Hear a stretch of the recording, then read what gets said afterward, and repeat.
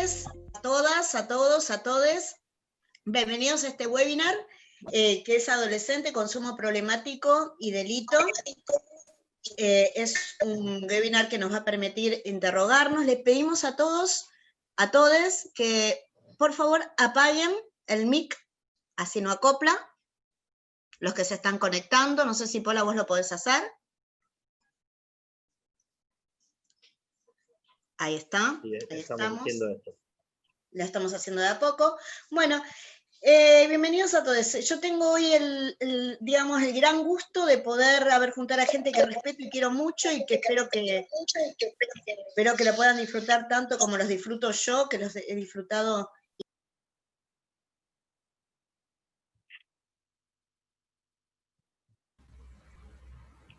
Está silenciada, profe.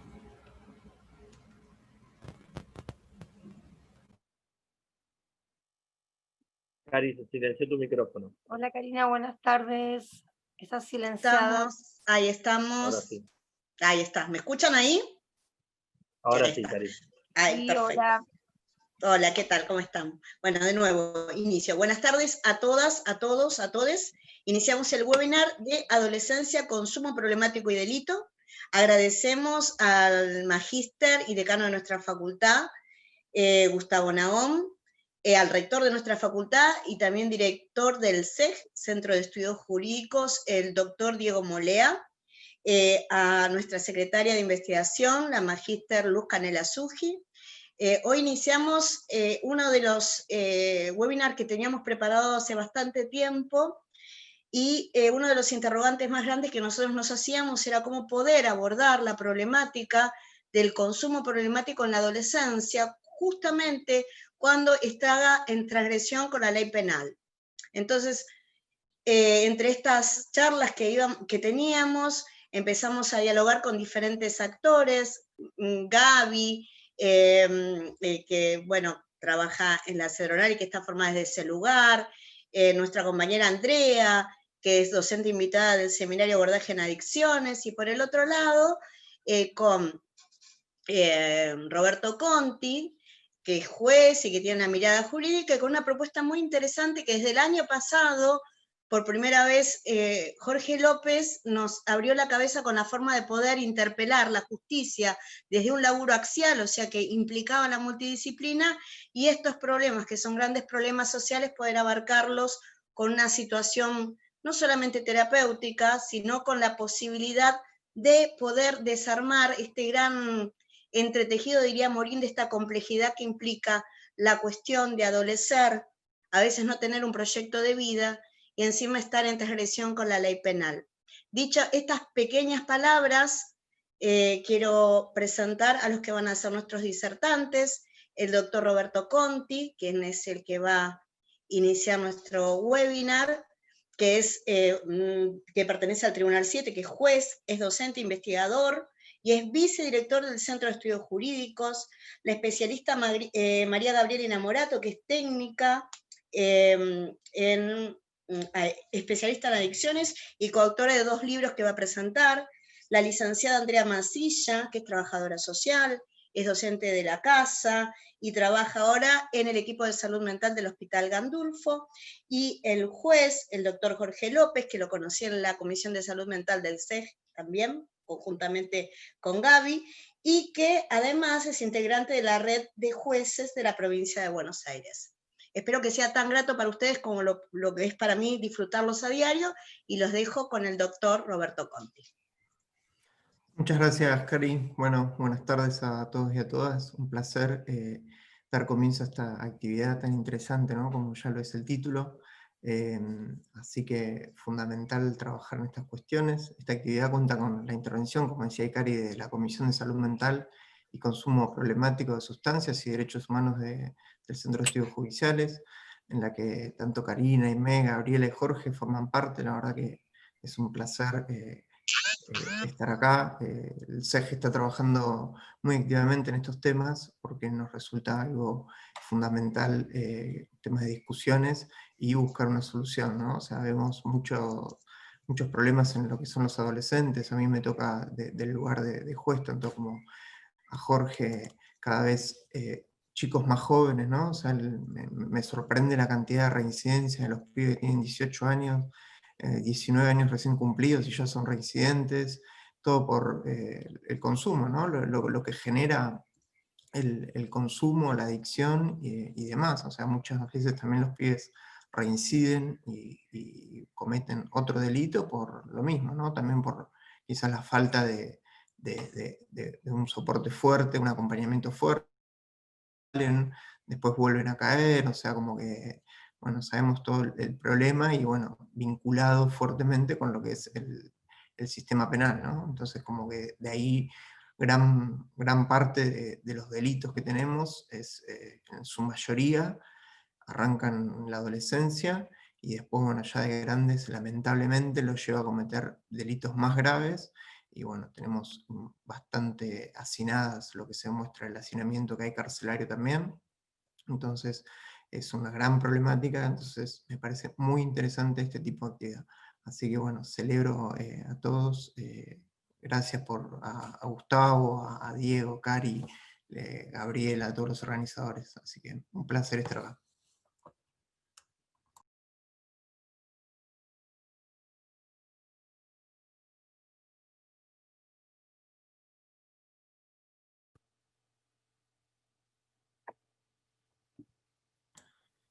No se te escucha, Silencia Cari. solo. Estás No, si anda, la computadora como yo hace lo que quiere. Muchas gracias Roberto Conti por la presentación.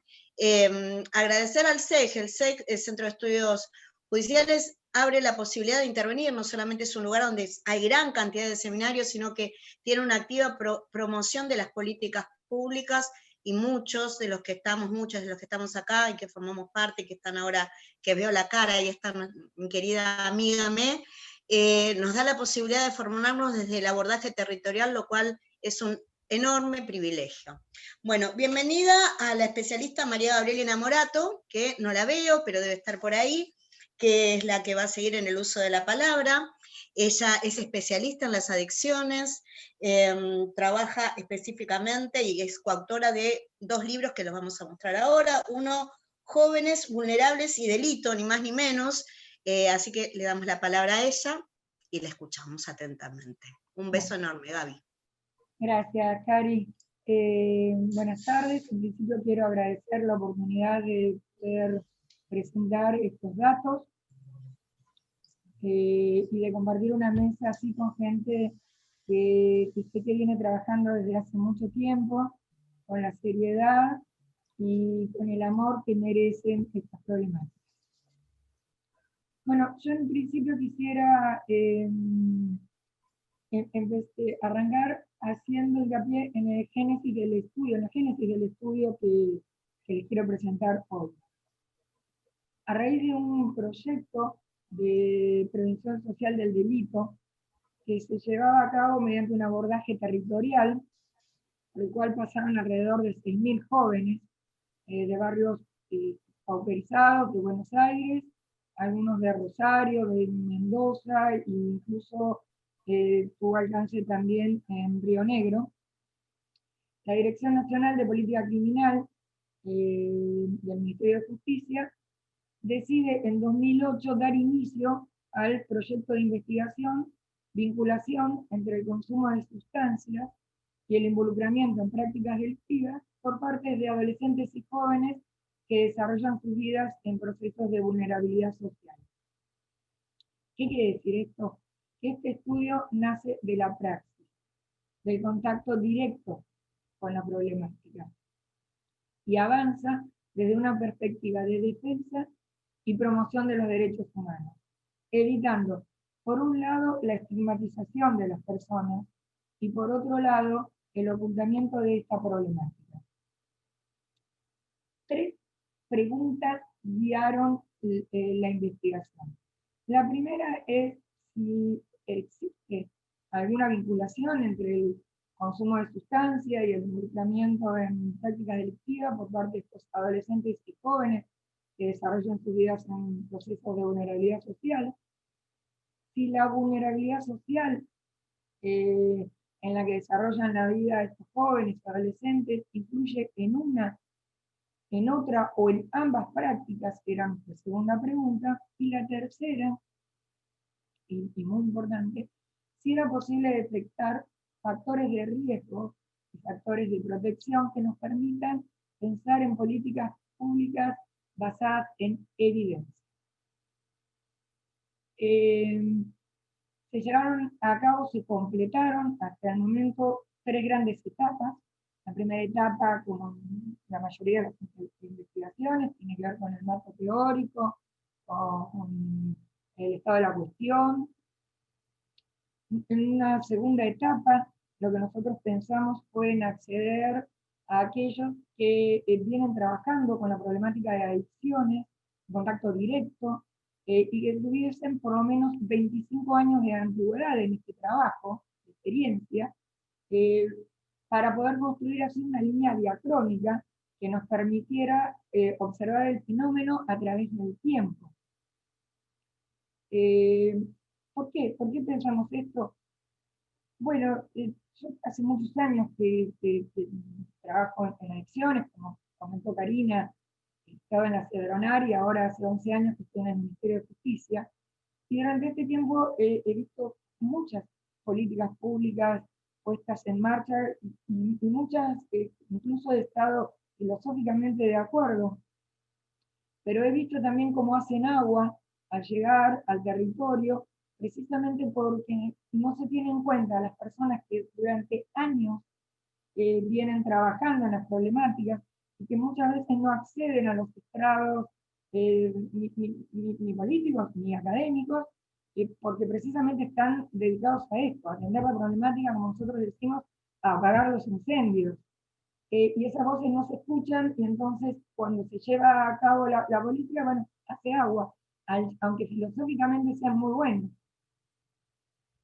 Por eso nosotros en la segunda etapa entrevistamos a estos especialistas. Y en la tercera etapa, de la cual voy a presentar datos hoy, lo que pensamos es en otro grupo de personas a las que generalmente no se consulta cuando hay que llevar adelante las políticas públicas, que es a aquellos que lo padecen. Entonces nosotros pensamos en acceder a las voces de aquellos que padecen la problemática, y para ello hicimos un acuerdo con FONGA. FONGA es la Federación de Organismos No Gubernamentales que se dedican a la prevención y a la asistencia de la problemática de las adicciones en Argentina, y esto nos permitió acceder a 80 sedes federadas en FONGA, en instituciones, tanto bajo modalidad ambulatoria, de centro de día, como de comunidad terapéutica, y encuestar allí a 2.000 personas que se encontraban en tratamiento. La encuesta fue anónima, voluntaria y autoadministrada.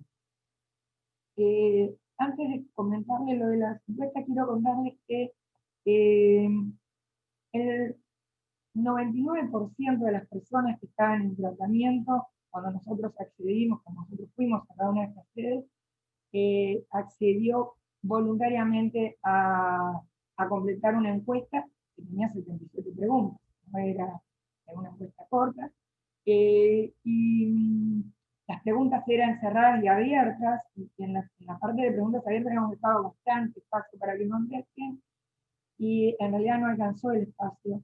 Entonces nos pedían si podían escribir al costado o si podían escribir atrás. Y con el equipo estamos convencidos de que eso sucedió porque ellos entendieron claramente que nosotros no íbamos a investigarlos, que íbamos a pedirles que nos den una mano para pensar, para poder elaborar políticas públicas que realmente dieran respuesta a las problemáticas que ellos tienen. Dicho esto, les cuento entonces que la encuesta tenía 5 módulos. El primero tenía que ver con los datos giratorios, el segundo módulo con cuestiones relacionadas al proyecto escolar, al mundo del trabajo. El tercer módulo era sobre los escenarios de crianza. Un cuarto módulo de adicciones, patrones de consumo.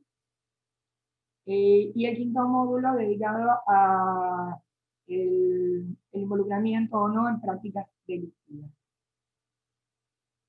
Bueno, voy a compartir pantalla para mostrarle algunos de los datos que hemos extraído.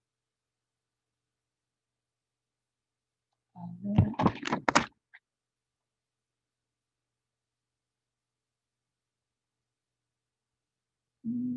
Ahora.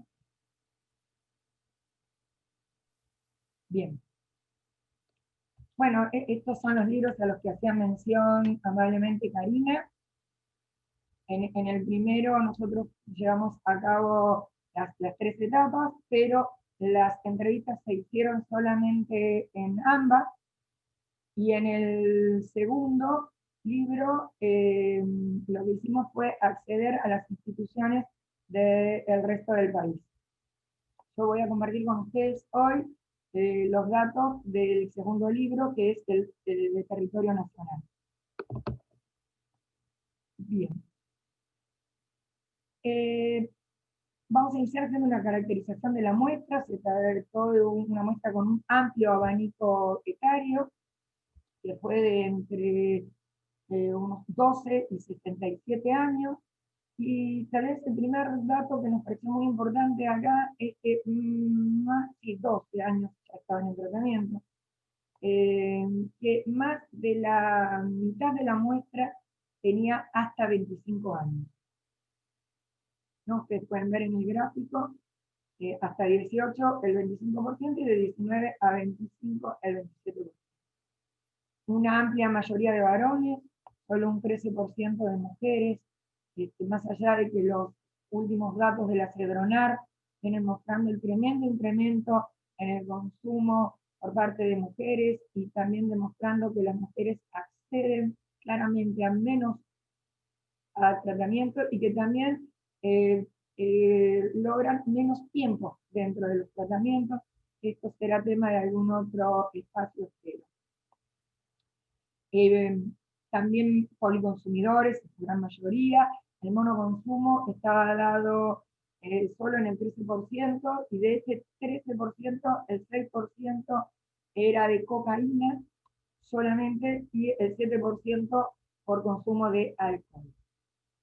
Las sustancias de mayor consumo, y en ese orden que están presentadas, fueron cocaína, marihuana y alcohol, y si tuviese un poquito más de lugar en la diapositiva, diría psicofármacos. Un alto abandono escolar. El 71% de los encuestados no completó la educación formal obligatoria, no habían completado el secundario, y el 85% de los encuestados de hasta 18 años habían abandonado alguna vez la escuela. Cabe mencionar que muchos de ellos, a partir de estar en tratamiento, retoman el trayecto escolar, tanto los que están en modalidades ambulatorias como aquellos que están en comunidad terapéutica, porque muchas de las comunidades tienen programas que les permiten el ingreso de docentes para que den clases. Respecto del mundo del trabajo, en cuanto a aquellos que estaban en edad de poder trabajar, solo el 29% tenía trabajo en blanco.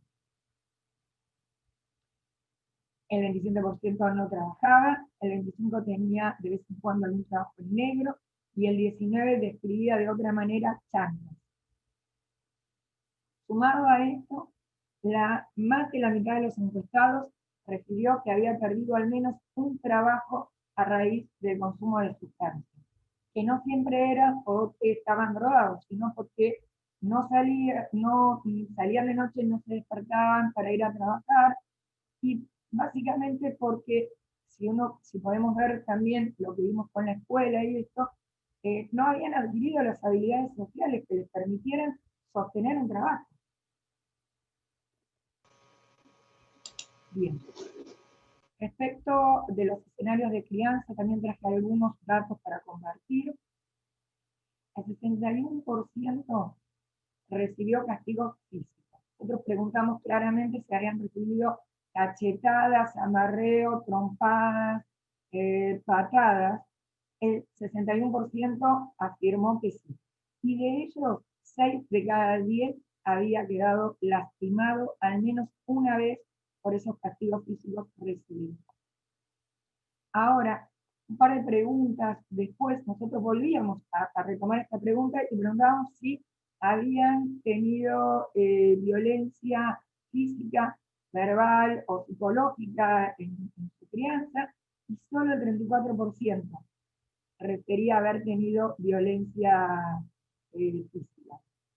Esto habla de la naturalización de los golpes y del castigo, claramente. Y los castigos, preguntamos de parte de quién habían recibido, y eran por partes similares, tanto de madre como de padre. El 33% refirió que tenía familiares en su hogar que estaban privados de libertad. Se trató en principio de tíos, en este orden de repitencia, ¿no? Las respuestas: primos, hermanos y padres. El 45% refirió que había un consumo problemático de alcohol en su hogar.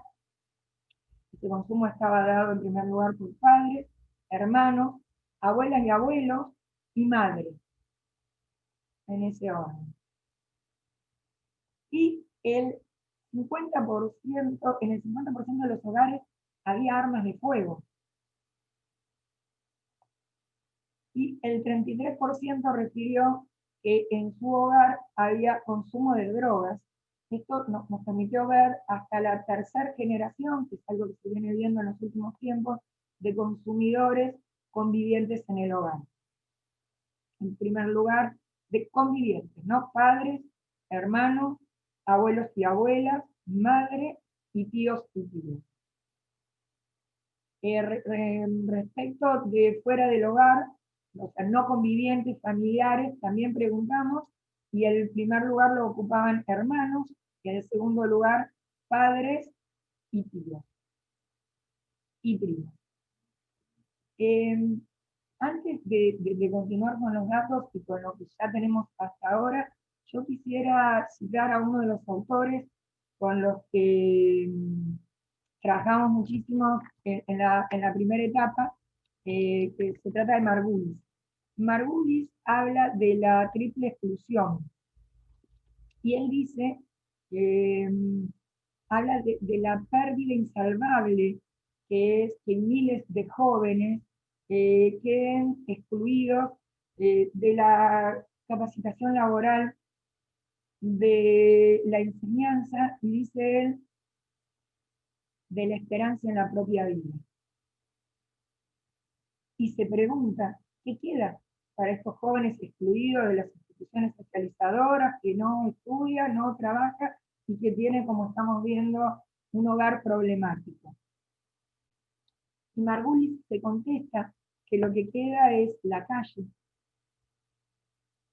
El grupo de padres con otros jóvenes, como él, igualmente a la deriva, vulnerables a las drogas, a la estigmatización, al delito y a incontables riesgos, dice Margulis.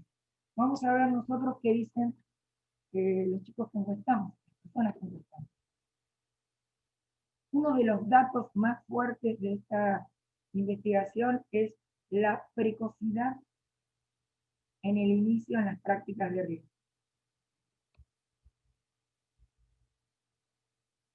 El 42% refiere que inició el consumo de alcohol en la franja etaria de entre 7 y 13 años. El 34% dice que inició el consumo de otras drogas en la misma franja etaria.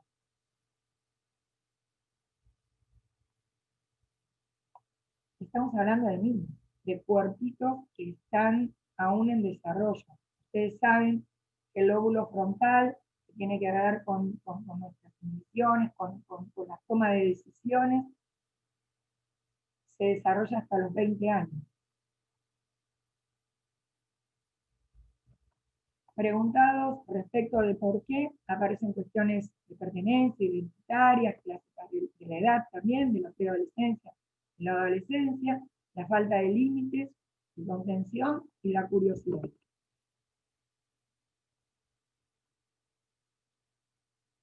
Preguntamos respecto a si habían cometido delitos en el hogar, y preguntamos, que sabemos que es una práctica bastante común, y preguntamos también si en ese caso, dentro del hogar, el 70% refería que de alguna u otra manera había robado algo de su casa para proveerse de drogas. Y preguntamos también si habían cometido algún delito fuera del hogar. Y acá empiezan a cobrar mucha importancia los cortes etarios, a los recortes por edad. De la población total que encuestamos, 2.000 encuestados, el 63% refiere que al menos una vez cometió algún delito fuera de su casa.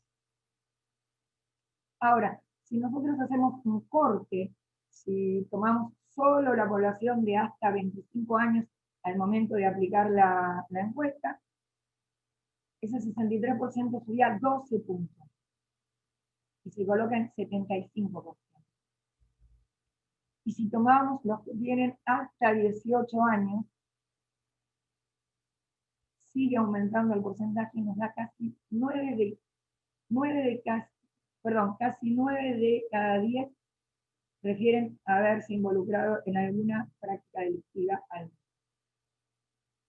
En el 87% de los casos se trató de robo de celular, de robo en una casa, a la propiedad, incluso a comercio. Y preguntamos también sobre la edad en que cometieron ese primer delito. El 34% refirió haber cometido el primer delito en la franja de hasta 13 años. Son niños de 8, 9, 10, 11, 12 años. Les preguntamos por qué motivo, por qué lo habían hecho, y más allá de que se trata de población que se encuentra en tratamiento por el consumo de sustancias, es importante recalcar que la respuesta de mayor repitencia fue para comprar drogas, y que duplicaba en número a la segunda respuesta.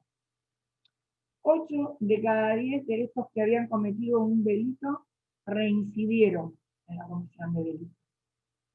Y preguntados respecto de por qué lo habían hecho, las respuestas fueron similares a las que cometieron el primer delito.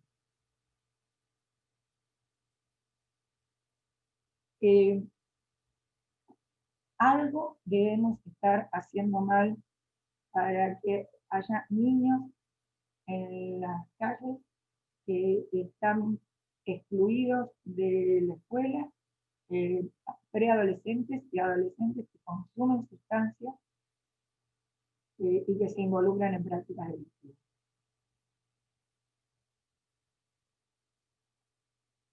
Nosotros les preguntamos a ellos si creían que el consumo los había acercado al delito y por qué. Y traje como para ir cerrando, y porque bueno, estuvimos hablando bastante de los tiempos y de dejar espacio al resto y que pueda haber preguntas, traje algunas de las respuestas que ellos fueron planteando.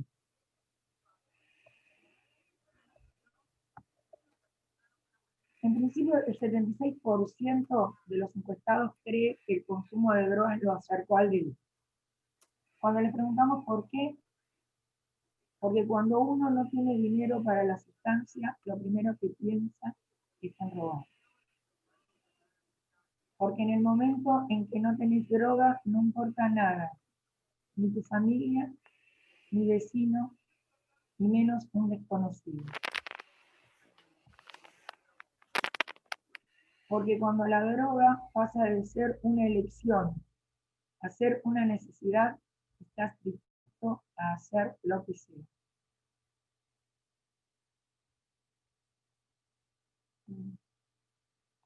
Digo, con cuánta simpleza ellos expresan qué es lo que sucede. Y cuánto han tenido para decir, más allá de de que esto del adicto y la adicción y el no decir han tenido muchísimo para decir. Tenemos que ver si estamos dispuestos a escucharnos. Claramente la política criminal no puede desarrollarse desde medios exclusivamente punitivos. Se requiere de un abordaje integral, con políticas públicas interinstitucionales e interagenciales, que como dice el doctor Jorge López, tomen las causas subyacentes. Si no, vamos a seguir teniendo superpobladas las cárceles de jóvenes que han quedado excluidos, que consumen sustancias y que estén involucrados en prácticas delictivas. Bueno, muchas gracias por el espacio y cedo a mis colegas que están en la mesa y espero de ustedes las preguntas. Acá voy a estar para responder. Bueno, un gran gusto, Gaby, como siempre, brillante, brillante, como siempre, y clarísima. Muchísimas gracias. Las preguntas las vamos a hacer, si tienen alguna pregunta al final de las disertaciones. Y bueno, damos paso, a ver si la estoy buscando acá, a nuestra querida Andrea Marcilla, que trabaja en el equipo de salud mental del hospital, ahí la veo, del Hospital Gandulfo, que es docente invitada del Seminario de Abordaje Integral en las Adicciones, que fue disertante en varias ponencias acerca de consumo, y que dentro de los abordajes, ella fue la primera con las que nos peleábamos muchísimo, porque yo venía de la vieja escuela, y me enseñó muchísimo en cada una de las peleas, y cada discusión que no tenía fin. Así que bueno, nada, te abrazo y acá te escuchamos. Bueno, buenas tardes a todos. Espero que se me escuche bien, porque no estoy teniendo una buena señal en el día de hoy. Bueno, muy interesante la apuesta de las personas que anteriormente han hablado y han transmitido sus saberes. Necesario también que de distintas especificidades podamos encontrarnos y podamos compartir espacios para construir salud, para construir mejor calidad de vida para todas las personas de distintos grupos etarios que atraviesan por estas dificultades o por esta problemática. Pensaba cuando Gabriela me invitó a participar de este espacio, sobre todo el título, ¿no? Adolescencia, consumo problemático y delito, como una cuestión sumamente entramada, como una cuestión sumamente anudada, donde es necesario pensar los conceptos en principio, lo que implica ser adolescente en nuestra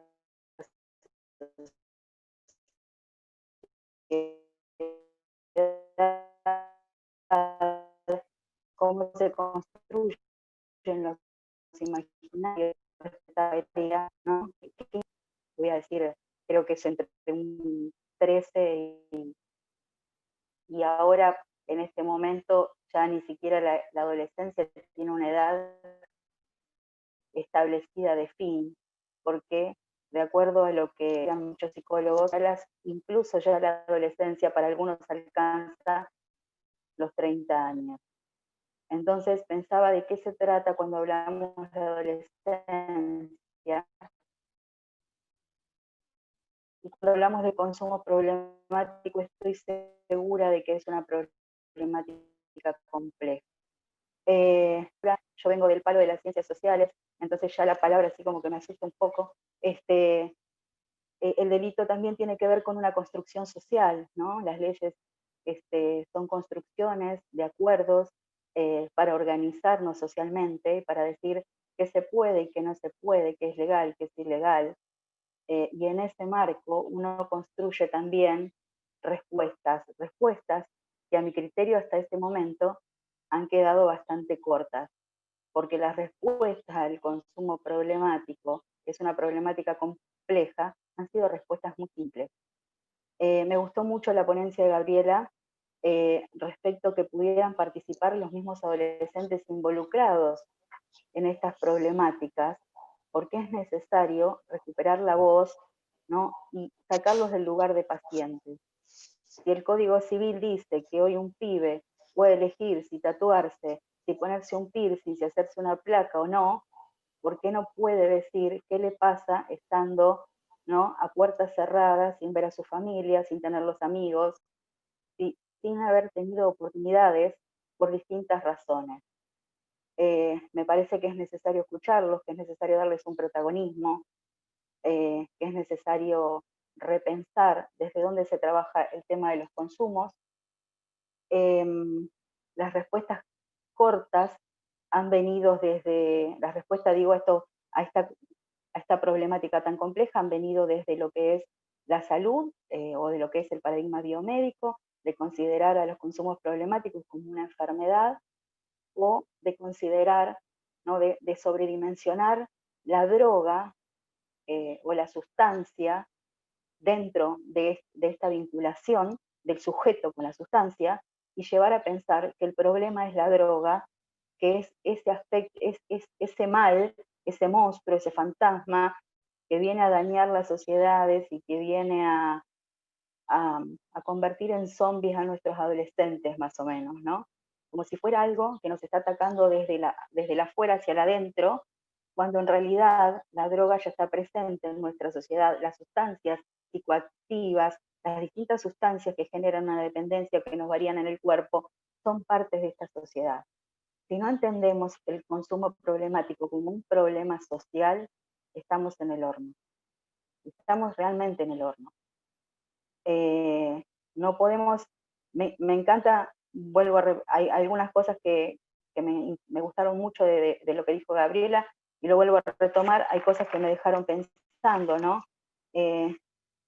¿Por qué ¿no?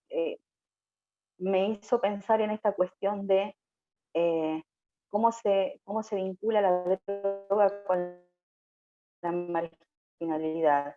La droga, digo en un sentido figurado, y lo estoy diciendo, no estoy, dentro de ellas estoy incluyendo tanto a las sustancias legales como a las ilegales, y dentro de eso estoy incluyendo a lo que es el alcohol. Por ahí estoy siendo un poco burda en algunos conceptos, pero entiendo que muchas veces se marginaliza el consumo, ¿no? Y los pibes, también los pibes que están judicializados, tienen además un fuerte mote. Me preguntaba, ¿qué le pasa a un pibe que consume éxtasis de repente, ¿no? Si le pegaron en la casa, si pudo ir al colegio, o cómo es el manejo en otros, o si no llega a judicializarse, o si el padre tiene la guita para pagarle al abogado que lo saque de la cárcel, que lo saque de la institución, de la cárcel no, porque son menores, de la institución, ¿no? Me pregunto estas cuestiones, ¿por qué las sustancias están, y el peso a veces de lo represivo y de lo judicial, ¿no? Lleva a una marginalizar más a un sector de nuestra juventud, de nuestra niñez y de nuestra adolescencia, ¿sí? Yo siempre digo que en general un 90% de los pibes que están en la calle consumen, ¿no? Ahora es la calle, la droga es un problema para ellos, o tal vez la droga es lo que les permite soportar el dolor de vivir en un lugar que nadie tendría que vivir. Tal vez es lo menos malo, porque en la calle los abusan, en la calle los golpean, en la calle sienten frío, sienten hambre, y la droga adormece todo ese malestar social, ¿no? Que les permite tal vez seguir viviendo, con una calidad de vida horrible, pero tenemos que ser, yo al menos quiero pensar que las sustancias están atravesando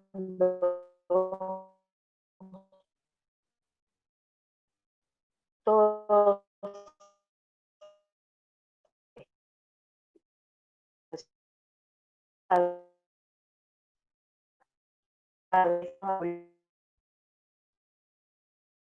y que ¿no? Sobreestimulados o estimulados, o porque necesitan conseguir la sustancia, o porque necesitan llevar dinero a su casa para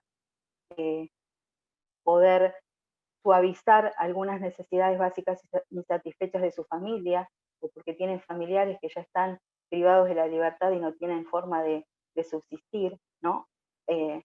O hay algunos casos que son los menos, que es cuando no tienen cierta cantidad de sustancias que hace que se los judicialice. Es innegable que hay una vinculación. Lo que no puede decirse es que hay una determinación, ni hay una causa, hay una multicausalidad, ¿sí?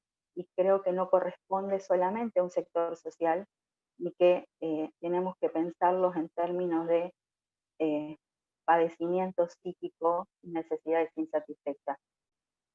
Tenemos que pensarlo como algo mucho más complejo, ¿sí? Porque hay muchos jóvenes que no están judicializados porque, como dije antes, por ahí tienen para costearse procesos que les permiten otras oportunidades que probablemente pibes de otros sectores más desprotegidos no los tengan. Como dijo Karina, he tenido la posibilidad y la oportunidad y el privilegio de trabajar en dispositivos de la CEDRONAR desde un modelo integral y comunitario, que son las CACs, que son las casas de atención y acompañamiento comunitario. Esta es una política social que básicamente refuerza y fortalece una mirada territorial y una mirada singular respecto de las respuestas que se puedan dar en situaciones de consumo problemático. ¿Qué significa esto? Que no es por ahí, no están dadas las mismas características en un pibe que consuma o que tenga consumo problemático en Villa 31 que en Salta o que en Ushuaia. Que hay características, que hay aspectos culturales, que hay aspectos sociales,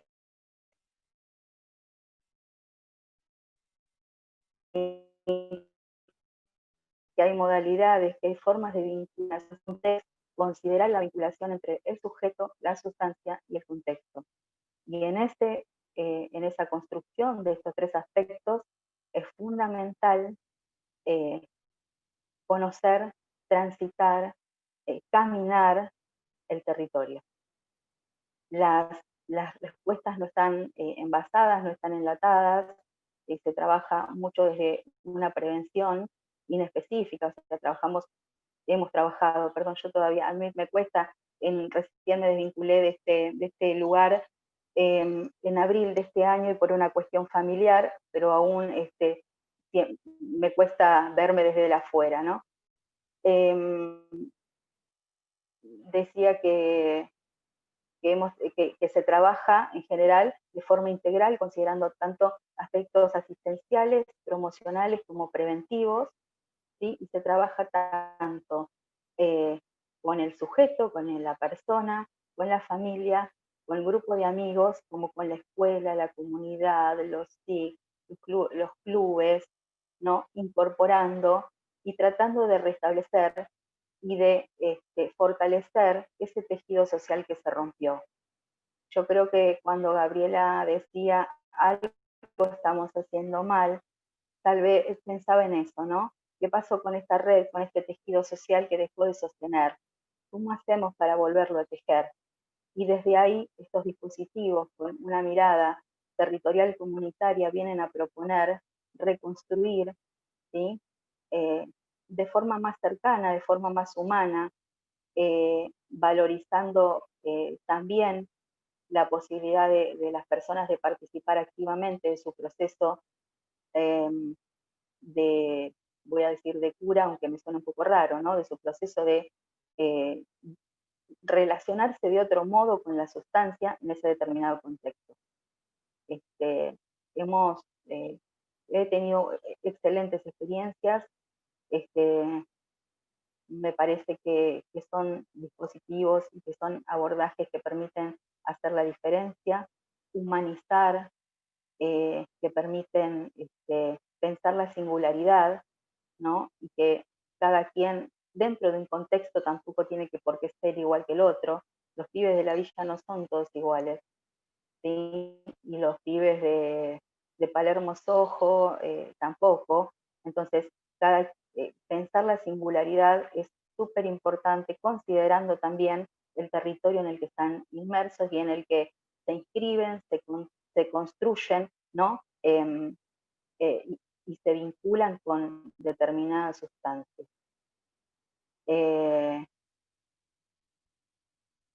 Bueno, no sé si estoy en el tiempo, si me pasé. Yo me embalo y no miro el reloj, creo que por ahí ando. Andás por ahí, tenés un ratito, André. Dale, tenés gracias, un ratito más. Cari. Gracias, Cari. Bueno, me parece sumamente importante la experiencia que he escuchado de Gabriela, porque las estadísticas que figuran hay un observatorio, para los que no saben, hay un observatorio nacional de drogas, al cual todos pueden entrar y todos pueden consultar las estadísticas, que desafortunadamente están bastante desactualizadas.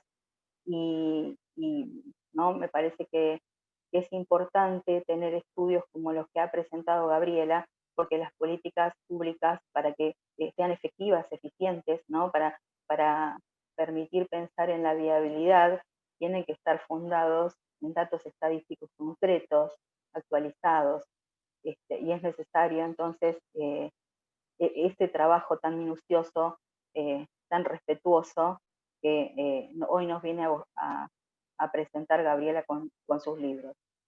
Desde mi parte, considero que el modelo integral comunitario es una buena respuesta que se intenta dar. Las CAC como políticas públicas son un gran logro de organizaciones sociales que están en la comunidad, y fue la lucha un poco de curas villeros, iglesias evangelistas, organizaciones sociales, con el Estado, ¿no? Para decirles, bueno, ustedes tienen el recurso, nosotros tenemos el pie en el territorio, tenemos las manos abrazando a los pibes que se mueren. Entonces, las respuestas verticalistas no sirven, no han servido y se ha demostrado. Las recetas envasadas caducaron. ¿Qué hacen?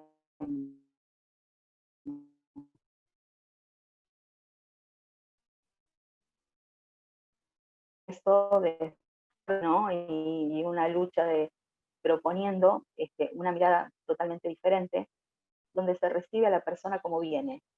No se le pregunta si tiene documento, no se le pregunta qué droga consumió, no se le pregunta nada, simplemente se lo aloja de alguna manera, ¿no? Y a partir de ahí se humaniza a esa persona y se empieza a trabajar para que pueda empezar a problematizar su consumo.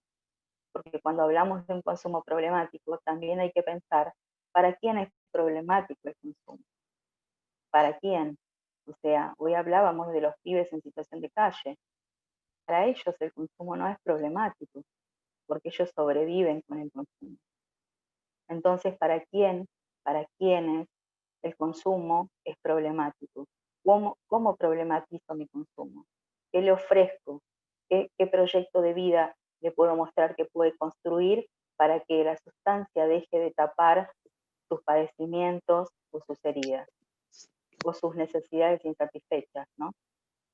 Me parece que desde ahí este dispositivo nos permite trabajar y muchas veces ser los primeros que llegamos y a partir de ahí comenzar a trabajar intersectorialmente e interdisciplinariamente para que esa persona pueda empezar a problematizar su consumo. Es apenas un inicio y muchas veces no llega a la persona que consume, llega a su familia, llega a su mamá, llega a su novia, llega una hermana cansada de que el hermano le robe, llega un vecino porque le da lástima, que lo conoce desde chico y cualquier día lo van a matar entre todos, se dicen. Entonces, estos dispositivos en el territorio terminan siendo como los primeros que tienen un acercamiento muchas veces con el contexto afectivo o con el contexto posible de esa persona, para que desde ahí se empiece a problematizar y la persona empiece a pensar que tal vez necesita ayuda, o que tal vez su vínculo hay que realizar un trabajo cotidiano, un trabajo humanizador, un trabajo, ¿no? Muchas veces incluso desde la reducción de daños, para que los pibes, los adolescentes, puedan empezar a acercarse, a confiar, hablar, o hablar no solamente con las palabras, muchas veces hablan con el cuerpo. Yo les contaba la otra vez a los chicos que yo he trabajado en una comunidad donde había un barrio prácticamente de tierras tomadas, y más o menos 25 o 30 cuadras no había calles de tierra, no había asfaltos, perdón, eran todas calles de tierra, no había infraestructura, no había escuelas, no había unidades sanitarias, y de allí llegaba 30 cuadras a caballo un muchacho de 19 años, que si yo no estaba, él no bajaba del caballo, y daba vueltas, y se iba y volvía, y cuando yo preguntaba si estaba Andrea, él bajaba del caballo, se sentaba enfrente mío, le bajaba el gorro y se ponía a llorar. Así fueron muchas veces que pude tener contacto con él, hasta que un día me pidió que le podía enseñar a leer y a escribir.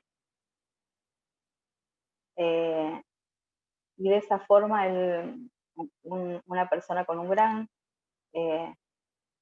adicción muy fuerte al Paco, ¿no? Pero que prácticamente no hablaba con nadie, y él venía a compartir un espacio y hablar de otra manera. Cosas como esta hay a montones, hay realmente enorme cantidad de situaciones muy movilizantes, y que estos dispositivos que se fundamentan en el modelo integral comunitario, sostienen, fundamentan y permiten llevar adelante. Bueno, muchas gracias, Andrea. Bueno, un gusto, como siempre, escucharte. No, de nada. Te mando un beso grande, gracias. Un abrazo desde acá. Tengo algunas preguntas pendientes, así que no te me vayas. No. Y bueno, no te me vayas de acá. Ahora dentro de un rato pasamos el link para que se puedan inscribir todos y puedan obtener el certificado. Le vamos a dar paso al doctor Jorge López, juez de garantías 1, integrante de la red de jueces penales y sobre todo integrante del CEG, de la Comisión de Salud Mental hace un tiempo, del cual tuve la suerte de aprender otro tipo de abordaje en justicia y que volvió a reenamorarme con lo que yo antes estaba absolutamente a veces en compulsa, que es la mirada del trabajador social versus la mirada de la justicia. Bueno, hay caminos axiales en el medio. Buenas tardes, Jorge. Hola, buenas tardes a todos y a todas. Bueno, como siempre, falla. La diapositiva me quedó colgada de alguna forma, no sé por qué, no quedó como debía ser. Pero bueno, haremos lo posible. Como verán, estoy buscándole la vuelta. Esperemos poder verlo, si no lo van a ver así, en chiquito.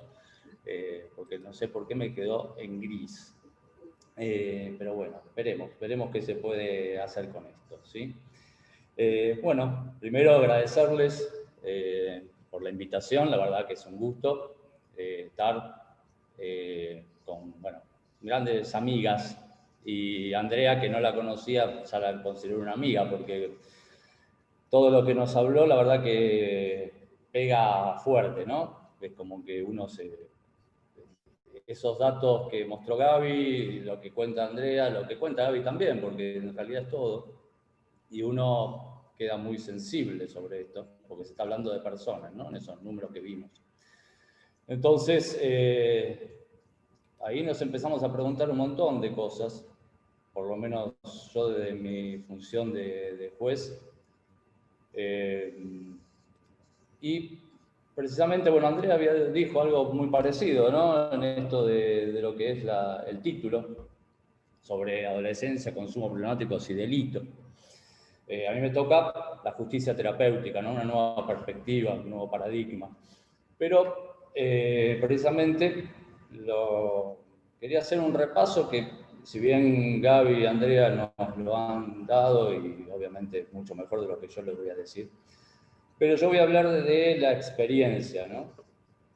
Entonces, en este caso, quería, bueno, no sé, que está bastante complicado el tema. Se ve bien, Jorge, se ve muy bien, ¿eh? Se ve bien, igual, si no sé, ahora a mí me apareció una raya amarilla en el medio. Bueno, no, se ve bien, se ve bien. Bueno, lamento que se vea así, pero bueno, ¿qué se hace? Puede fallar.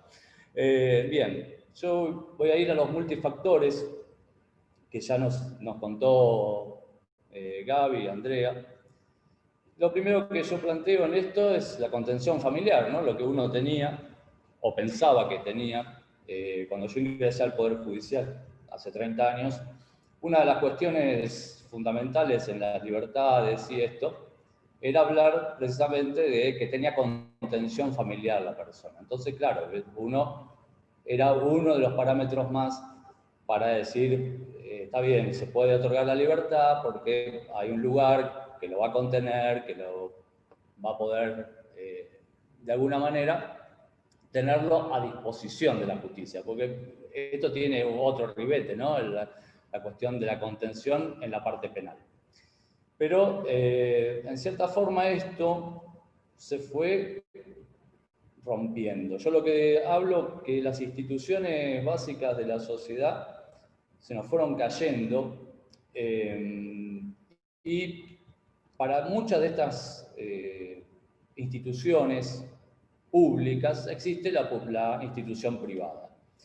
Entonces, claro, uno piensa en la educación pública, se nos fue deteriorando, apareció la escuela privada, obviamente, para quien puede llegar a la escuela privada pensando que es mucho mejor. A veces no, pero bueno, pensamos que muchas veces es mucho mejor, no hay paro docente, ¿no? Empezamos a pensar esas cosas y tenemos en el medio. Después vemos si es de calidad o no es de calidad, pero por lo menos nos aseguramos que haya escuela. Lo mismo pasó con la salud. La salud pública colapsada, aparecen la salud privada. La seguridad, ¿no? Inseguridad y esto aparecen las agencias privadas de seguridad. Y así podemos hablar de muchas cosas, pero hay por lo menos dos instituciones, debe haber muchas más, pero yo tomo dos instituciones como fundamentales o pilares de nuestra sociedad: la familia, no la podemos privatizar, por lo menos por ahora, no sé, a lo mejor a alguien se le ocurre, y la justicia, también. Algunos dicen que está tarifada, bueno, pero en lo general, en lo bien, no, es una justicia pública. Bien, esto que vemos nosotros se fue cayendo y empezamos a ver las situaciones de calle. Y empezamos a ver también la imposición de medidas cautelares de exclusión del hogar, ¿no? De la mayoría de estos jóvenes, siempre haciendo hincapié en esta adolescencia. Me parece muy buena lo que trajo Andrea en esto de cuánto dura la adolescencia, ¿no? Nosotros estamos muy acostumbrados a las niñeces, la adolescencia como un estamento ahí hasta los 21 y después la mayoría de edad. Andrea nos está diciendo algo que lo vemos y es claro, ¿no? Que se ha extendido. No sé si es que queremos vernos más jóvenes también, entonces extendemos la adolescencia y así seríamos jóvenes adultos nosotros en este momento. Pero bueno, supongamos que esto es así y empezamos a ver esta exclusión, esta falta de domicilio, esta cuestión de vivir en la calle, con todo lo que trae este vivir en la calle, que lo han dicho tanto Gaby como Andrea muy bien explicado. De ahí tenemos otra cuestión que es esta foto. Digo, esta foto es la falsa felicidad, ¿no? La falsa publicidad que jóvenes riendo, exitosos, siempre nos venden lo mismo la publicidad. No nos vende otros chicos que están en una situación muy distinta a estos chicos que están acá, porque también son felices, ¿no? Parecería que la felicidad es esta forma de tener, de vestirse, de lograr éxitos. Y me faltaría acá una foto que alguien en algún curso de Cedronar lo puso muy bien, que era brindando con alcohol, ¿no? Entonces era felicidad sumado al brindis y el alcohol como motivo de la felicidad. Después, también esta falsa felicidad o esta falsa amistad, ¿no? Las redes sociales. Las redes sociales nos plantean amigos, amistades. Pero, ¿amistades de dónde? ¿De qué? Porque nos pusieron un like, porque se nos sumaron a amistades. ¿Cuántos miles, no? ¿Cuánto? Que yo tengo tantos miles de amigos. No, no son tus amigos, ni amigas, ¿sí? No. No, es gente que hoy te dio un like, hoy se unió a vos, y si vos pones algo que no le gustó, va a pasar a ser tu enemigo, ¿no? Los famosos haters. O sea que la persona sigue estando sola. Y esto que ven acá es algo que un canadiense hizo una prueba, Bruce Alexander, sobre qué pasaba con una rata en aislamiento a la cual le daba una sustancia, ¿no? En el agua, una sustancia. Y a los 57 días esta rata decidía suicidarse, o sea, empezaba a consumir el agua, pero después ya la consumía por el encierro, para terminar muriendo. Y el promedio eran 57 días de vida. Bruce Alexander entiende que esta cuestión del aislamiento, o sea, tengan en cuenta que si bien es un animal que odio la rata, tengo un problema importante,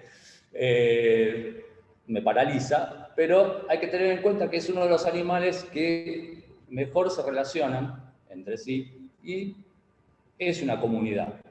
Y son mejores que nosotros, les diría, ¿no? Son más solidarios entre ellos y demás. Bien, ¿qué hace Bruce Alexander? Hace el jardín de las ratas. El jardín de las ratas arma un lugar, pone varias ratas, pone agua y pone agua con sustancias. ¿Qué pasó? Que las ratas en este jardín empezaron a socializar, se empezaron a reproducir y fueron las menos las que tomaron el agua con sustancia. No hubo muertas, no hubo suicidios, y él prueba de cierta forma esta vida en comunidad. Por eso, en este caso, empezamos a ver una cuestión distinta. Que eso lo prueba Bruce Alexander en la década del 70, ¿sí? Bastante tiempo hace eso, 50 años. Bueno, otro de los múltiples factores, esto lo Zygmunt Bauman lo dice, pasamos de una sociedad de productores que consumíamos a una sociedad de consumismo, a una sociedad que para ser feliz necesita consumir, necesita tener, ¿sí? Y lo plantea desde que nacemos sobre esto, que necesitamos el consumo y ya no somos felices tampoco con lo que conseguimos porque ya pasó otra cosa que necesitamos conseguir. Entonces estamos todo el tiempo corriendo atrás del consumo. Otra cuestión que también lo dijo Andrea, esa es la cuestión de la sustancia, ¿no? Se creía en una época que la sustancia hacía al consumidor, ¿no? Y yo traigo acá el caso de una señora, se rompe la cadera, obviamente la tienen que operar, ¿y qué le dan? Le dan morfina. Ahora, la abuela no se me volvió adicta después, ¿no? No estaba con el dealer buscando la morfina.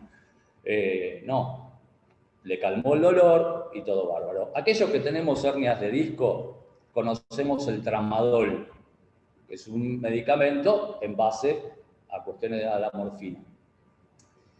En Sudáfrica, en este momento, y en algunos países africanos, el tramadol pasó a ser una sustancia de consumo de los jóvenes, ¿sí? Y se ha producido una cuestión de adicción, en cierta forma, al tramadol, precisamente porque es un derivado de la morfina. Obviamente, los que tenemos hernias de disco, consumimos tramadol cuando tenemos dolor, no lo consumimos siempre y bajo una receta médica archivada. Pero tampoco nos hace esto unos consumidores problemáticos de la sustancia. O sea, yo consumo tramadol, pero después no estoy buscando al dealer para consumir otra cosa, ni nada por el estilo. O sea, cuando tengo dolor, tomo esto. O sea, que la sustancia tampoco hace al consumidor, ¿sí? Entonces, esto nos lleva a la persona. La persona, en este caso, con toda su problemática, su complejidad como persona. Y en esto está lo que yo indico en esta foto, o sea, la cárcel dentro de nuestra cabeza, el encierro en nuestra cabeza a que nos lleva a buscar otras cosas.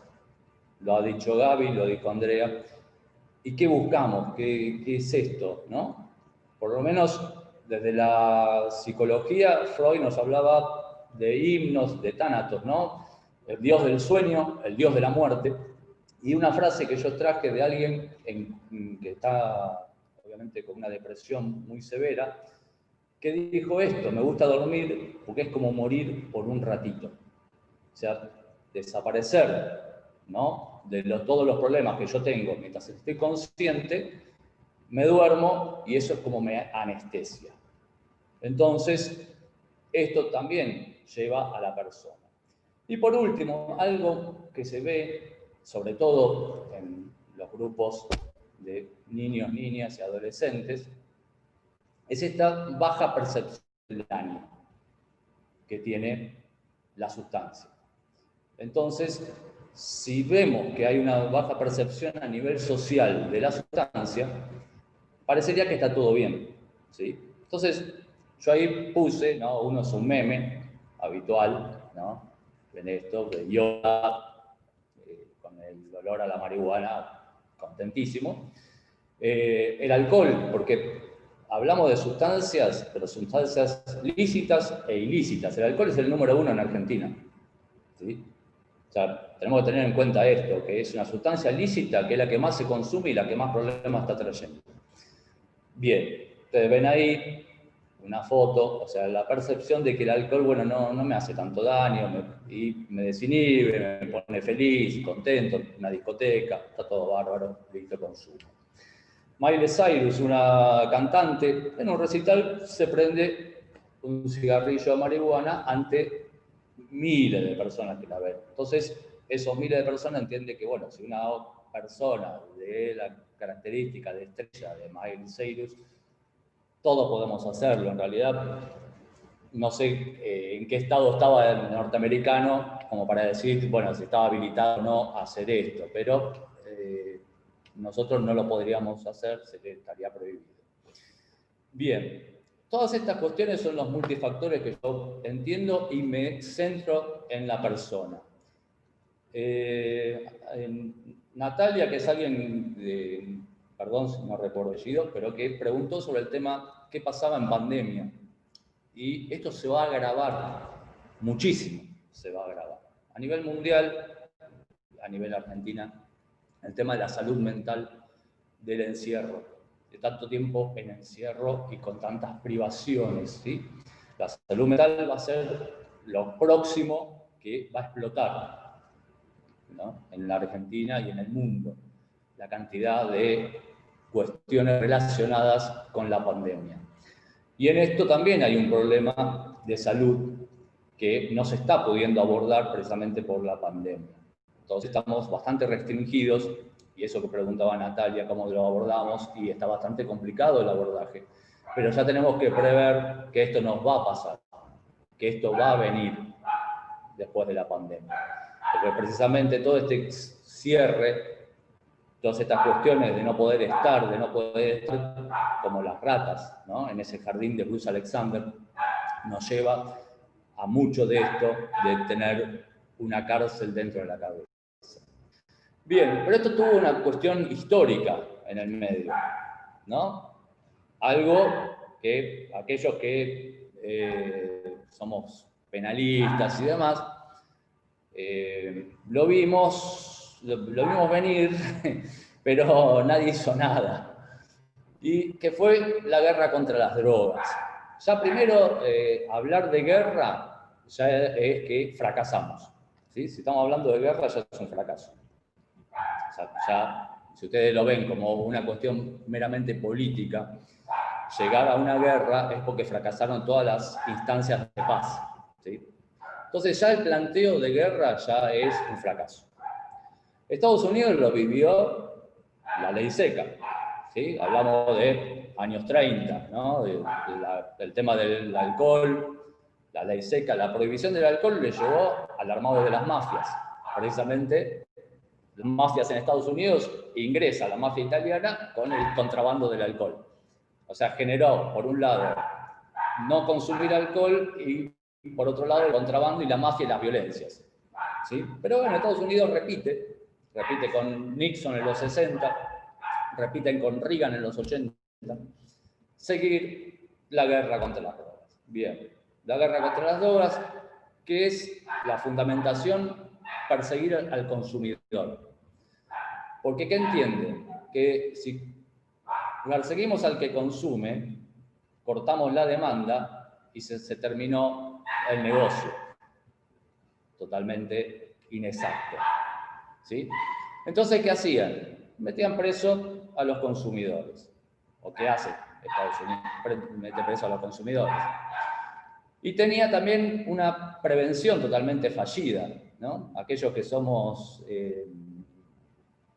de la década del 80, de nuestra adolescencia, y no existía la PlayStation ni nada por el estilo, sino que íbamos a jugar a los fichines, como le decíamos nosotros.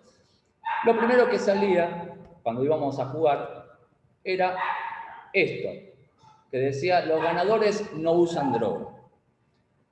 ¿Qué hacíamos nosotros? Apretábamos los botones lo más rápido posible para que desapareciera eso y poder empezar el juego. O sea, lo vimos una vez, dos veces, ya después se terminó, y ya no me acuerdo más, ¿sí? Y lo mismo le pregunto a cualquiera de ustedes que fuma, si la foto que está en la marquilla del cigarrillo, que es terrible, y todo, hace que ustedes no fumen. No. Yo creo que uno se naturaliza en esa imagen terrible que está, y la da vuelta y ve la marquilla y listo, y fuma. O sea, se terminó. O sea que es una prevención totalmente fallida, que ya en el mundo se están preguntando qué hacer distinto, porque no tiene ningún sentido, porque nadie por ver esa foto va a dejar de fumar, que también es otra de las sustancias lícitas que también hay consumo problemático. O sea, dos sustancias lícitas, alcohol y tabaco. Bien, esto Estados Unidos arrancó en el año 71 con $100.000 millones, invirtió para la guerra contra las drogas. En el 2011 ya llevaba gastados $15.600 millones. Ningún resultado bueno, ¿sí? Vamos a Argentina. Desfederalización de la ley de drogas, 2005. Ahí, Buenos Aires, con algunas otras provincias, hay algunas que ahora lo quieren hacer, yo les pido que no, que lo piensen bien, porque viene con una trampa. La desfederalización de la ley de drogas del año 2005 venía con una cuestión de desdoblar la investigación sobre el narcotráfico. Entonces la cuestión era, nosotros vamos a tener el narcomenudeo, ¿no? Y la justicia federal, el narcotráfico en sí. Si hay algo que lleva a que eso fracase, es desdoblar la investigación. Precisamente porque no van a agarrar a nadie del narcotráfico por agarrar a los más fungibles del sistema, que son los vendedores del narcomenudeo, que son los intercambiables. Entonces, eso es un error fatal de la provincia de Buenos Aires, que en estos 15 años se gastó 30.000 millones de pesos, ¿no?, contándolo con la inflación y demás, en una política de criminalizar que, como ustedes están viendo ahí en los números, no sirvió absolutamente para nada. Porque, ¿qué trajo? Al Poder Judicial, mayor cantidad de trabajo de la justicia ordinaria, ¿no? Estamos hablando, ¿no?, de los federales. La justicia ordinaria que nos llevó a un 60 y pico mil de causas nada más que de drogas. A esto súmenle todo el resto de los delitos, ¿sí? A las personas en prisión. 2005 nosotros teníamos ya sobrepoblación carcelaria de 12.000 personas. Obviamente no existían muchas de las cárceles que hoy existen. Pero ya las 12.000 personas ya era sobrepoblación carcelaria. Sumamos la desfederalización, o sea que sumamos más detenidos y detenidas, y nos fuimos a esto. Al 2019, en este momento, hay 4.919 personas en prisión por temas de narcomenudeo, ¿sí? A esto súmenle lo que estén en comisarías, porque no están sumados acá. Esto es servicio penitenciario nada más. Y en este momento nosotros estamos con una crisis humanitaria de sobrepoblación, tanto carcelaria como en dependencias policiales. Si vemos lo de los 3.000 millones de pesos, fíjense ustedes, sobre el margen derecho está el presupuesto del 2020. Y ahí tenemos lo que se invierte en seguridad, en servicio penitenciario, en justicia y en salud. En salud son 60.000 millones de pesos el presupuesto 2020. O sea que en 15 años nos gastamos la mitad de un presupuesto de un año, que podíamos haberlo usado en otra cosa y no en criminalizar. Y la CECADOEA en el 2019, que algo dijo Gaby sobre esto, y también lo dijo Andrea, fíjese, del 2010 al 2017 no se realizaron estadísticas sobre consumo, ¿sí? Pero bueno, la CECADOEA toma y logra hacer estos números. O sea que con toda esta batalla que nosotros dimos, para darle algún nombre, la perdimos, ¿sí? Perdimos la guerra contra las drogas. Porque precisamente todo lo que está en rojo es 2019 y todo lo que está azul es 2005, ¿sí? Nos pusimos segundos detrás de Estados Unidos en consumo de cocaína, 1,6 a 1,9 que tiene Estados Unidos, ¿sí? Consumo de cannabis, fíjense ustedes, arrancamos con un 3,70%, 7,6 en el 2019. Y las drogas de síntesis, ¿no?, el éxtasis y demás, también aumentaron muchísimo y es algo que se va a seguir viendo en aumento. Todo esto, entonces, ¿para qué sirvió la guerra contra las drogas? Para nada. Bien, ustedes me dirán, bueno, entonces, ¿qué hacemos? Listo, no hacemos nada. No, yo no digo eso. Yo digo que está mal enfocado el tema.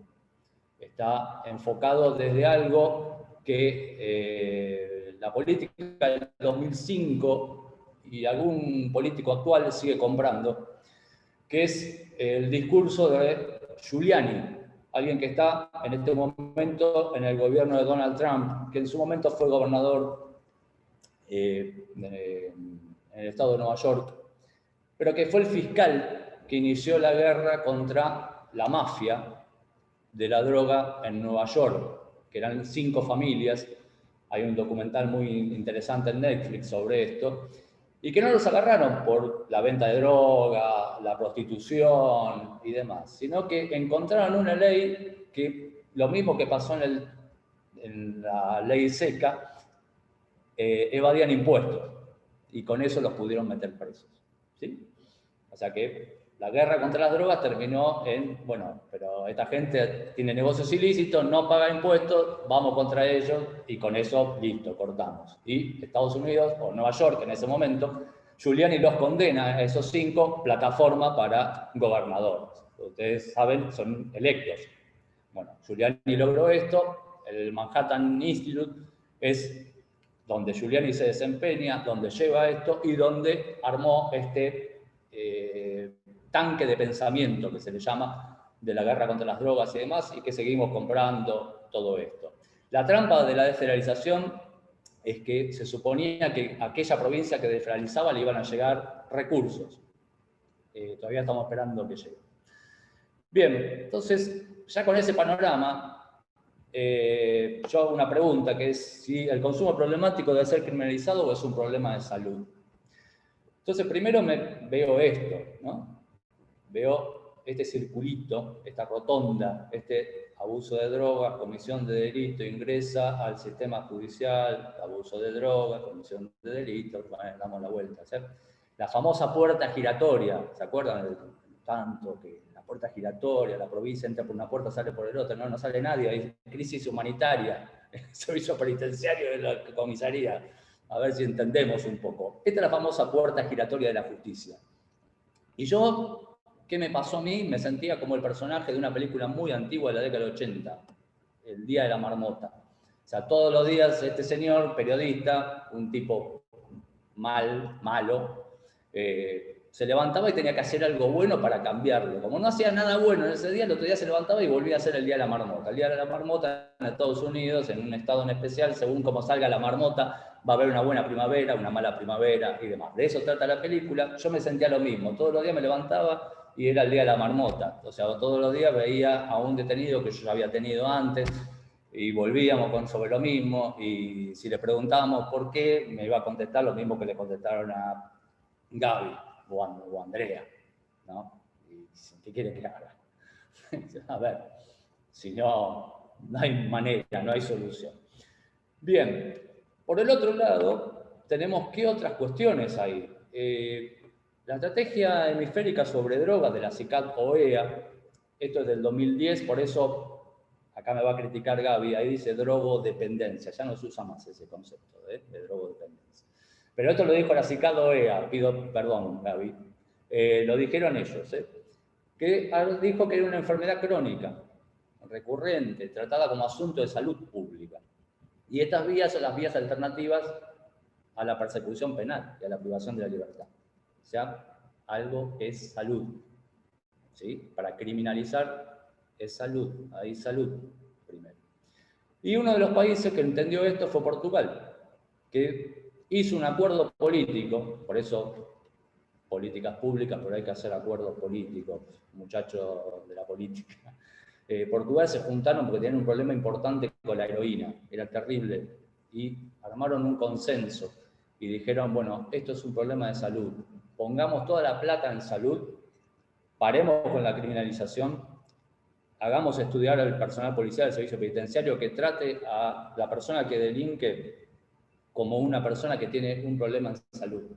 Y empezaron con eso a trabajar de esta manera. Ustedes ven ahí los números, cómo se bajaron la cantidad de consumo de heroína, que era una de las más importantes. Portugal, en Europa, ingresaba la heroína de distintos países y se trasladaba a otros países de Europa. O sea, Portugal en un momento fue país de consumo y país de tránsito. Bien, todo esto lleva a este enfoque, el de justicia terapéutica.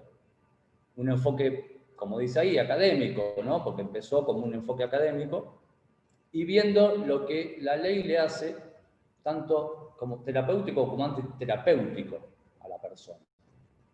¿Sí?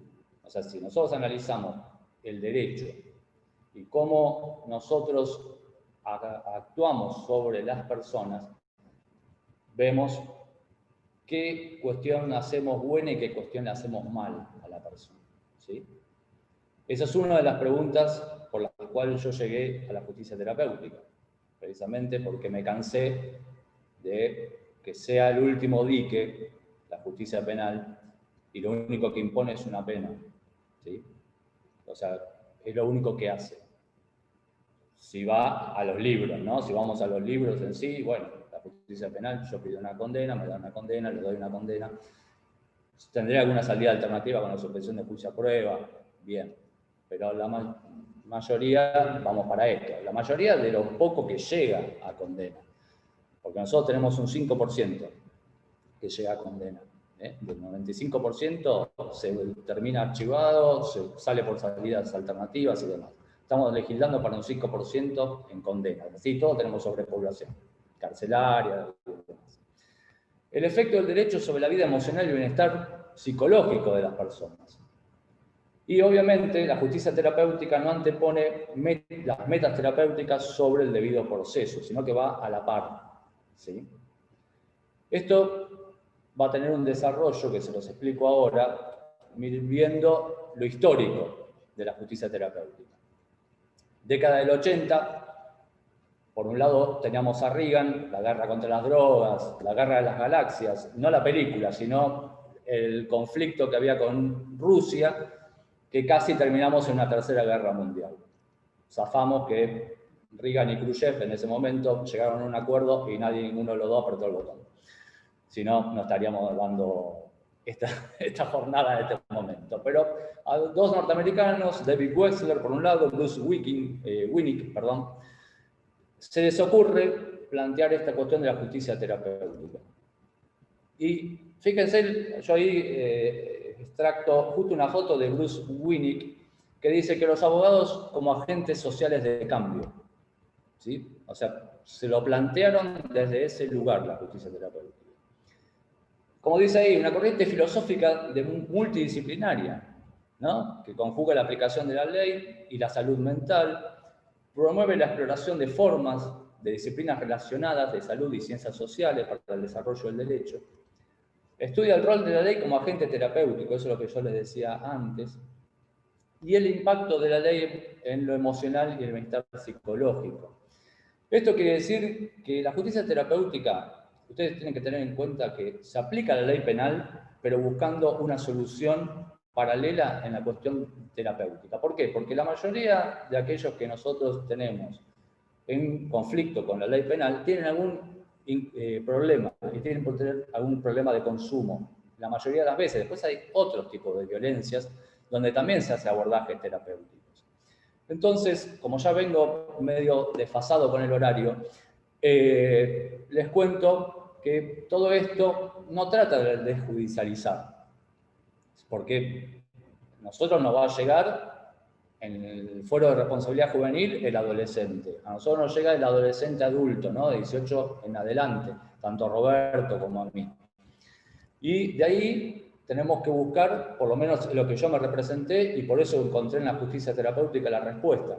Buscar esto, ¿no? Esa foto que ustedes ven arriba es unir a la persona en conflicto con la ley penal, darle respuesta, ver que hay otros lugares, otra forma de abordaje y no solo la pena. Y esto lo ha tenido la provincia de Salta, que fue en el 2013, con muy buenos resultados en la baja, en la mitad de la reincidencia.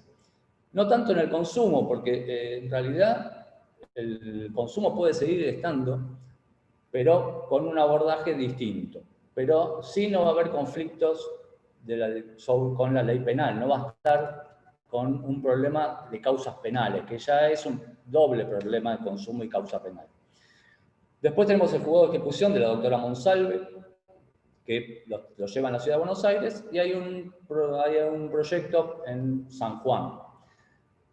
Una de las cuestiones de máxima que tenía en lo que es la comisión es justamente lograr un tribunal de drogas en el conurbano bonaerense. Esa era la postura de máxima. Estos tratamientos de drogas nosotros los podemos utilizar con la suspensión de juicio a prueba, con las condenas de ejecución condicional, ¿no? Para poder hacer tratamientos y hacer un seguimiento, porque si hay algo importante de todo esto es el seguir a la persona que está en consumo, que tiene que hacer un tratamiento y demás, es seguirlo, pero seguirlo en todo, seguirlo con la familia, seguir viendo todas las cuestiones de lo que le pasa a la persona. Por eso, para terminar, yo creo que la justicia penal se tiene que replantear en la multidisciplina o la interdisciplina en grupos coordinados dentro de un juzgado, donde tengamos psicólogos, psicólogas, psiquiatría, asistentes sociales, sociólogos. No sé, es mucho lo que estoy pidiendo para las arcas del Poder Judicial. Pero así como los juzgados de familia se armaron con sus equipos, la justicia penal tiene que tener sus equipos dentro de los juzgados, porque es la única manera de hacer un buen abordaje de la cuestión penal, porque si no, lo único que estamos haciendo es frisando gente por determinado tiempo dentro de una cárcel, sin ningún tipo de cuestión de ayuda, viviendo en violencias constantes, que va a salir y no le va a importar absolutamente nada. Y además no va a conseguir trabajo, porque va a tener ya un certificado de reincidencia donde dice que cometió un delito y que tuvo una condena. Y eso cierra todas las cosas. Como nos cierra el oficio que mandamos a un hospital cuando alguien tiene un problema de salud mental y va esposado con 2 días y un oficio del fuero penal. Es muy difícil que lo atiendan, ¿sí? Es expulsado. Entonces, todo eso creo que hay que replantearlo a nivel sociedad y a nivel, sobre todo, justicia, ¿sí? Yo les agradezco muchísimo. Ahí están los contactos del juzgado para aquellos que tengan ganas y aquellas que tengan ganas de ver lo que hacemos, hacernos preguntas y demás. También los agradecimientos, obviamente, a la Facultad de Ciencias Sociales, el Observatorio Social de Niñez y Adolescentes, el Centro de Estudios Judiciales, mis grandes amigas, Karina Cabrera, Jaime Silva y mi amigo Roberto, la red de jueces penales, a los doctores Herbel y Bombini, que hicieron un trabajo magnífico y que próximamente se va a presentar, que es esto de por qué en la red de jueces penales queremos que se derogue la ley de desfederalización de drogas y que vuelva todo a la justicia federal y que se pueda hacer una investigación bien, porque yo lo que no les conté es que nosotros agarramos el narcomenudeo, llegamos hasta ahí, pero cuando queremos seguir al narcotráfico no podemos, porque eso lo tiene el federal. O sea, si cortamos y dividimos, se va a vender mucho más y cada vez va a haber más droga. Parece que no se tuvo en cuenta en el 2005 esto, y estamos metiendo presos vulnerables heridos, ¿sí? Que tienen este problema, y que son los fungibles del grupo del narcotráfico. No estamos metiendo a grandes narcotraficantes, estamos metiendo los kiosquitos que venden para subsistir. ¿Hacen un gran daño? Sí, hacen un gran daño, es verdad. Pero muchos de ellos también consumen, y muchos de los soldaditos, que le llaman ellos, que son los pibes que venden en los búnker, y las pibas que venden en los búnker y demás, que tampoco son búnker, que son unas casillas que se arman, o sea, el búnker no tiene nada que ver con eso, son los que entran por un dinero y después terminan por la sustancia. Y cuando no pueden devolver todo lo que consumieron, terminan muertos tirados en el riachuelo, como lo hemos tenido.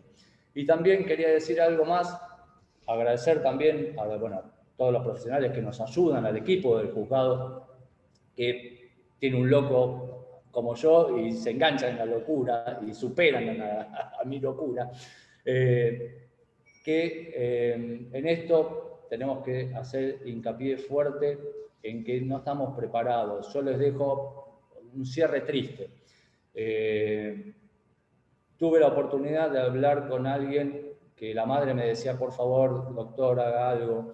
Tenía una suspensión de juicio a prueba. Este chico tomaba psicofármacos. Entonces él decía, yo no soy un drogón, ¿sí? No. Y también me olvidé de decirles, estamos hablando de todas las clases de drogas, no estamos hablando nada más que de la pobreza. Vulnerables son todos, por más que tengan dinero y demás, ¿sí? Y este chico, traído por la madre para que nosotros le habláramos, lo hicimos un abordaje como podemos, porque uno no está preparado para esto. Y le hablamos desde todos lados y habló conmigo, yo le planteé mi situación personal, él había perdido al padre desde muy chico, yo no tan chico, pero más o menos. Hablamos de muchas cosas, pero él de eso no salió y nos enteramos que se suicidó. Entonces, más que nunca, nos tenemos que preparar, jueces y juezas, para esto y entender que somos el último dique, que después de nosotros está la muerte, o antes, ¿sí? Pero todo esto también es para el beneficio de la sociedad. Una persona recuperada de esta forma también aporta para la justicia terapéutica también en la cuestión de las víctimas, porque es una de las críticas que tiene. Pero en realidad alguien recuperado sirve para la sociedad. Les agradezco, me fui al diablo con el horario, pero bueno, es pasión que uno siente por esto y hace estas cosas. Muchísimas gracias por escuchar. Excelente, Jorge, excelente como siempre. Acá hay un montón de felicitaciones para cada uno de los expositores. Para los que somos trabajadores sociales, la mayoría de los que están acá somos de las ciencias sociales. Escuchar a un juez hablar así y hablar del paradigma axial de esta manera, de Morín de esta manera, que donde nos posicionamos, que es la complejidad de los abordajes singulares, es un gusto, es un placer y es una mirada de esperanza, ¿no? Empezar a mirarnos un poco entre las disciplinas para ver si podemos trabajar este terrible entramado y elucidar prácticas singulares para abordajes tan complejos. Felicitaciones a todos. Tengo algunas preguntas que fueron en el chat, y si alguna quiere hacer alguna más para el cierre. En principio, André, te preguntaron el observatorio a dónde y cómo funciona de la Cedronar. Bueno, el observatorio lo van en este momento, lo van a encontrar más que nada a través de la web, y tienen que entrar en www.observatorio.gov.ar, y ahí van a encontrar mucha información respecto de las investigaciones y de las estadísticas, aunque desactualizadas un poco, pero con las que contamos en este momento. Muy interesantes de ver también.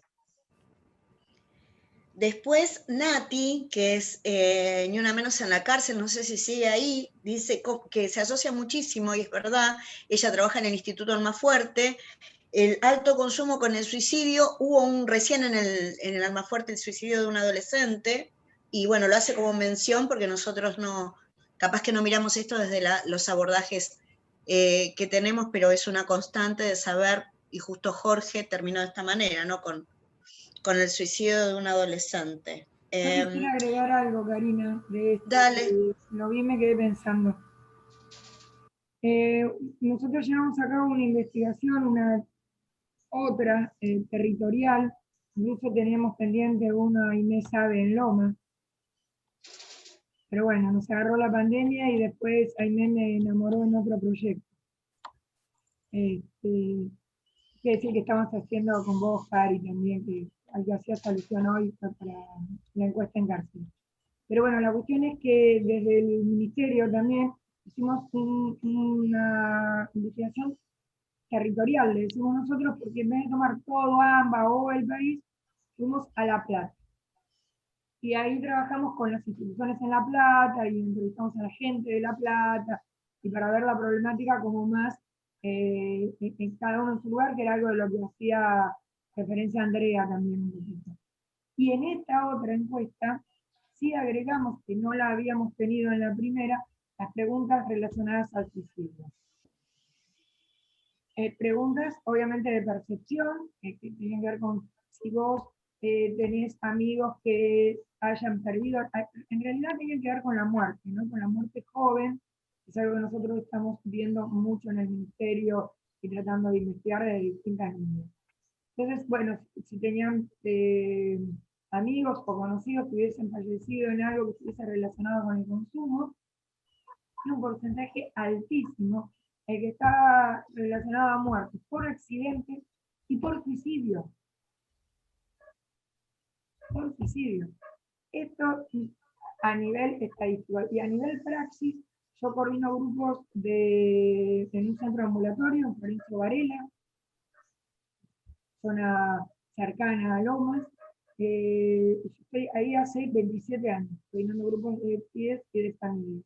Y en este último tiempo es increíble la cantidad, gracias a Dios, no de pibes que estén en tratamiento que se hayan suicidado, pero sí que traen a los grupos la tristeza, la angustia, porque en el barrio se suicidó un pibe, dos pibes, tres pibes que estaban duros, que se habían tomado no sé cuántas pastillas, que se colgó el otro no sé cuánto, y relacionado de alguna manera al consumo, vinculado no, en ciencias sociales no existen las causas directas, digamos, y en esto también algo hablaba Andrea, pero que sí tenemos que empezar a pensar qué pasa con estos pibes que están excluidos de todo, que tienen un hogar problemático, esto que a lo que hacía referencia a Margulis, y que consumen sustancias, que han perdido la esperanza en la propia vida.